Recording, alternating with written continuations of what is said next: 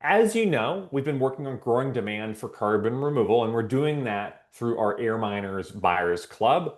Last week, we announced that we want to buy carbon removal credits, and we posted the application for startups that have carbon removal available to apply. And I've been getting questions from startup founders and people back about that. So I want to share here's the questions and what the answers are. So three questions. The first one came from multiple people. And it's basically that if we have multiple types of carbon removal, should we have separate applications? So, for example, if we're doing soil carbon and biomass burial, should we just do one application or separate? I recommend doing separate applications. You can copy and paste the stuff that's obviously the same, but for very different methodologies, I'd recommend two different applications.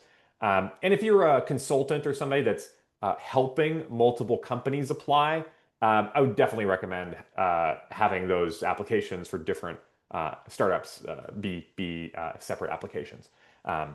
So that was the first question. The second question was a clarification about one of the application questions, and it was it was a clarification about this question: what are the local, national, and international frameworks that may provide oversight or funding for your project? So the intent of this question is trying to understand the ecosystem that you're operating in to be able to gauge the success and the support for the project. And it basically is, are there local or state or even government level incentives that you are tapping into to support your project? So, for example, if your country or your state for example, has a wildfire prevention policy that's really encouraging the proper management of forests that happens to effectively incentivize you moving biomass around and processing biomass to make biochar or something like that.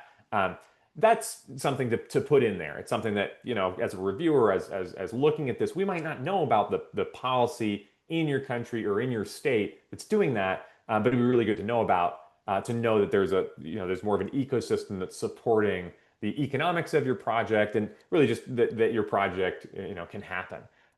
So that was the second question. The third question was a clarification about pricing. In the background for the application, there's this line about direct air capture being not a good fit, likely not a good fit because of pricing concerns. But if you can deliver on this timeline at less than $200 a ton, we want to hear about it. Basically, this was just well, the question was, does that pricing apply to every other method in this application? And I would say it doesn't. So the specific concern was for direct air capture from this group of buyers, it was going to be higher price. It's going to be higher priced for longer.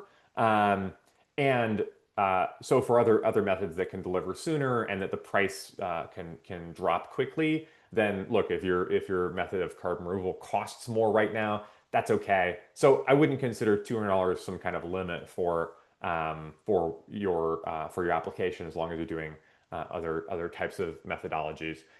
Basically, just wanted to, for direct air capture teams, wanted to say, hey, look, it's probably not a good fit on this batch of the Buyers Club. So those are the questions we've been getting. I'm happy to get more questions from people that are working on supplying carbon removal. So respond here, and I'll share back answers.